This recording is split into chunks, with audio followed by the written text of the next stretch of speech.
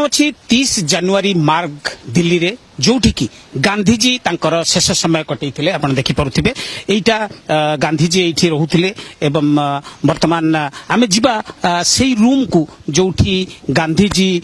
तांकर शेष मीटिंग करिथिले सरदार पटेल को संगे भेटिथिले आपण देखिथिबे गांधीकर एटी होची तांकर एटी बसिबा जागा एवं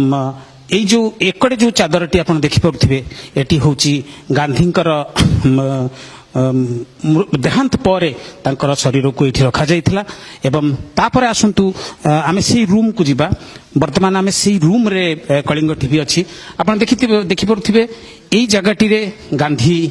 बसिथिले तांकर शेष मीटिंग एठी हितिला आपण देखि परुथिबे चरखारे से दिन मध्य सूता काटुथिले गांधीजींकर प्रिय तीनटी मांकड़ सी मध्य सेठी अछंती गांधीजी गोटे छोटिया ढाल यूज करथिले एवं आपण देखि परुथिबे गीतार गोटे कॉपी गांधीजी को पाखरे थिला एवं सेकड़े ई रूम रे रखा हिची आपण देखि परुथिबे गांधीजींकर लाठी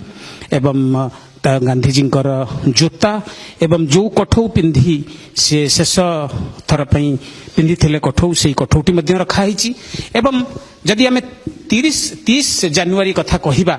1948 मसीहा कथा यही रूम रे गांधीकर शेष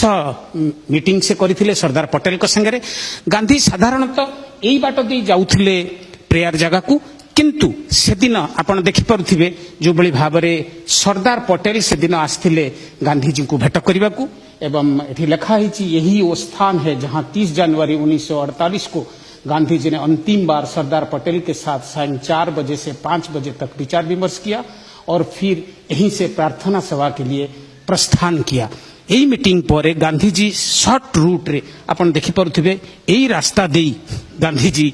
आसीथिले प्रेयर जगह को वर्तमान आमे जिबा सांगेरे आभा एवं मनु थिले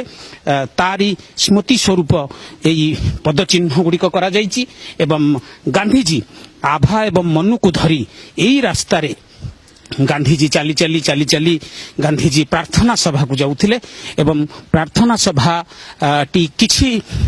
दूर समय पर प्रार्थना समय रे सी पहुंचीबार चेष्टा करथिले तो शॉर्टकट रूट से नैथिले एवं शॉर्टकट रूट रे गांधीजींकर पटेल को संगे सरदार पटेल को संगे तांकर मीटिंग थिला सेथि पई गांधीजी शॉर्ट रूट रे थिले। वर्तमान मु आपन को देखैबी एठी हला प्रार्थना जगह ए प्रार्थना स्थल रे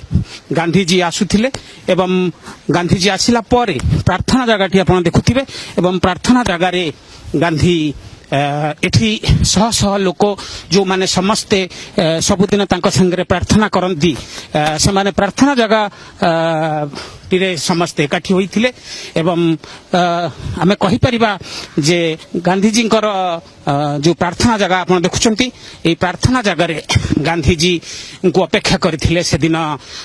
प्राय 500 रु अधिक लोक गणमान्य व्यक्ति से माने आसीथिले एवं प्रार्थना जगह रु आसिला परे आपण देखि परुथिबे एकड़े यही स्ट्रक्चर गुडी का सेतबेले नथिला। वर्तमान गांधी जो जगह रे गांधी को हत्या करा जाइथिला सेही जगह टी को आमे रिएनेक्ट करूछु कलिंग टीवी तरफ रु तापरे मु वर्तमान आपन को देखैबी गांधीकर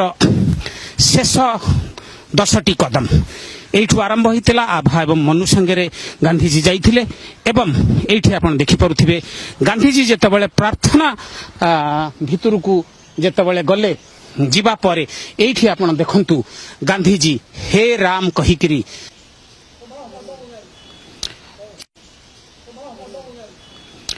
जेतबेले जाउथिले